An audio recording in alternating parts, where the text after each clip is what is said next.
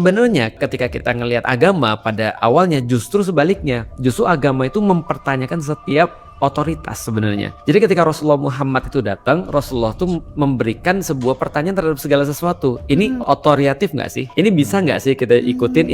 Ini kenapa harus begini? Kenapa nggak sebaliknya? Nah, semua itu memerlukan wawasan yang luas sebenarnya. Nah, makanya bisa kita katakan agama itu datang sebenarnya memberikan wawasan hampir semua tentang kehidupan manusia sebenarnya. Cuma disempitkan pada zaman sekarang seolah-olah cuma untuk akhirat. Seolah-olah untuk sesuatu yang bukan duniawi. Untuk apa? Untuk ngelak sebenarnya. Karena mereka nggak bisa jelasin tentang dunia kan. Keluar pokoknya begini, pokoknya kamu harus dengar, pokoknya kamu harus ikut. Nah, itu yang akhirnya mengakhirkan abuse of authority itu yang sekarang kita lihat. Itu sih sebenarnya kalau kaitannya dengan fenomena sekarang. Way of life ya sebenarnya. Iya, sebenarnya way of life. Aku melihat gini. Sebenarnya manusia itu sebelum mereka pun diarahkan oleh agama, anggaplah misalnya agama nggak ada ya. Manusia tuh yang membedakan antara satu manusia itu benar atau tidak, menurutku ya, atau mulia atau tidak. Itu cuma cara mereka respons terhadap sesuatu. Anggaplah gini ya, ada satu kejadian yang datang pada dia nih. Ada 1, 2, 3, 4, 5, 6, 7, 8, 9, 10 cara respons terhadap peristiwa itu misalnya. Contoh kayak gini lah, kita dihina orang, kita bisa respons marah, kita bisa nangis, kita bisa sedih, kita bisa introspeksi, kita bisa balas dengan sesuatu yang lebih menyakitkan. Nah, itu ada banyak respons. Nah, menurutku agama itu adalah respons terbaik yang bisa dilakukan oleh manusia.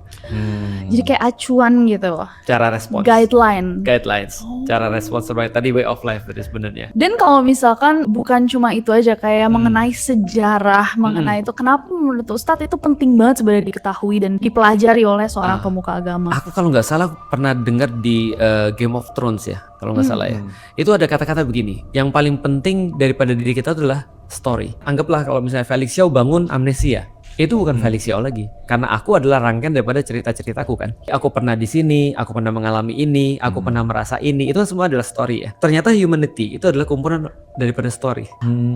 Dan siapa yang bisa terus kemudian pintar menceritakan story ini, maka dia yang bisa dalam tanda kutip shaping the world. Nah, makanya agama itu sebenarnya adalah tentang gabungan story kan. Betul. Nah, kalau kita lihat di dalam Al-Quran misalnya, kalau nggak salah Al-Quran tuh sepertiga sendiri tentang cerita sebenarnya. Kisah-kisah cerita, terus kemudian apa ya, yang bisa dinikmati langsung. Dan ada orang India, walaupun aku nggak tahu bahasa Indianya, tapi dia bilang gini, kamu kasih aku sebuah fakta, aku akan belajar. Kalau kamu kasih aku sebuah nasihat, aku akan mendengar. Tapi kalau kamu kasih aku sebuah story atau cerita, itu akan aku ingat seumur hidupku. Agama itu tentang story sebenarnya. Tentang cerita. Tentang cerita. Iya, betul juga sih. Kayak maksudnya kalau misalkan seorang, apa yang membuat mereka adalah apa yang mereka telah lalui di hidupnya, berarti dunia ini pun sama gitu ya.